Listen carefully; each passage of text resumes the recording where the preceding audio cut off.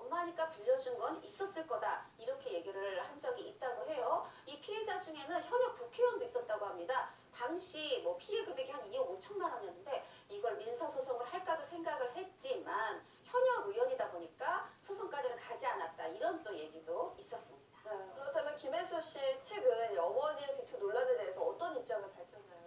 네, 김혜수 씨 측은요, 어머니가 십수년 전부터 금전물의 문제를 여러 차례 일으켜왔고, 이로 인해서 김혜수 씨는 자식이라는 이유만으로 이 아무 관계도 없고, 뭐 아무 사이도 아닌 이런 채무 금액을 다 떠안았다고 해요. 그리고 이 당시 사건에 대해서 김혜수와 연락을 단절한 어머니가 가족과 아무런 상의나 협의 없이 또 다른 문제를 일으킨 것으로 추정이 된다라고 밝혔고요.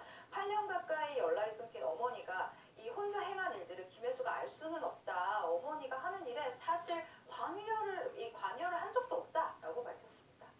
근데 이게 이제 그 연예인들 가족들 비투 논란 이럴 때 연예인들이 이제 유명세 때문에 그 책임을 지잖아요. 맞아요. 근데 이게 법적으로 이게 책임이 있어요. 그 갚아야 돼요. 아니, 사실 없죠. 김혜수 씨가 계속해서 20몇 년을 갚다가 2012년에 어떻게 보면 의절을 했잖아요. 이미 의절한 지가 8년이 지났는데 2019년에 또 비투가 터졌던 거예요. 그래서 소속사가 정말 이거는 몰랐다, 알고 있었던 게 아니다라는 소속 어떤 그런 그 발표도 했지만 법무법인, 김혜수 씨의 측의 법무법인도 동일한 얘기를 내놨어요. 그동안 어떤 일이 있었는지 알 수도 없고 또 법적 책임으로 볼 때도 김혜수 씨가 어머니를 대신해서 돈을 갚아야 될 의무가 전혀 없다, 책임이 없다 이렇게 얘기를 했고 실제로 이거는 변호사, 법무사 측의 법무법인 측의 의견일 뿐이 아니라 이게 소송한 분들이 있었거든요. 대법원까지 가서도 책임질 필요 없다라는 내용이 확정이 됐습니다. 늘 좀 당당하고 멋진 모습을 보여줬기 때문에 이런 속사정이 있는지 정말 몰랐는데요. 마음고생 굉장히 많이 했을 것 같아요.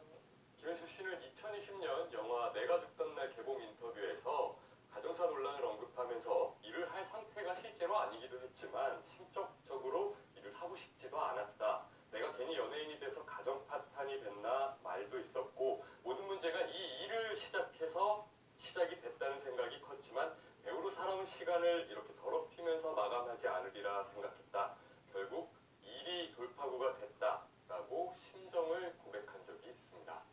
그럼 김혜수 씨하고 어머니는 여전히 왕래하지 않고 있는 건가요? 네, 제가 이제 아는 선에서 개인적으로 말씀드리면 어머님하고도 그렇고 또 다른 이제 남녀하고도 또 그렇다 그렇게 알고 있고요. 사실 내가 죽던 날 때도 저도 인터뷰를 했었는데 그 영화 내용하고 사실 굉장히 비슷하면서 내가 어떻게 보면 죽었다가 다시 태어난 것 같은 그 어떤 심경의 표현을 고통스러웠던 심경의 표현을 그렇게 했고 그래서 우리가 이제 연예인들한테는 가족 문제에 대해서 좀 야 돈 있으면 갚아야 되는 거 아니야? 연대 책임을 요구하기도 하는데 김혜수 씨에 대해서는 유독 정말 갚을 만큼 수십 년 갚다가 이렇게 됐다. 요걸 조금 인정하고 오히려 이해하는 그런 분위기가 형성되어 있는 것도 사실입니다.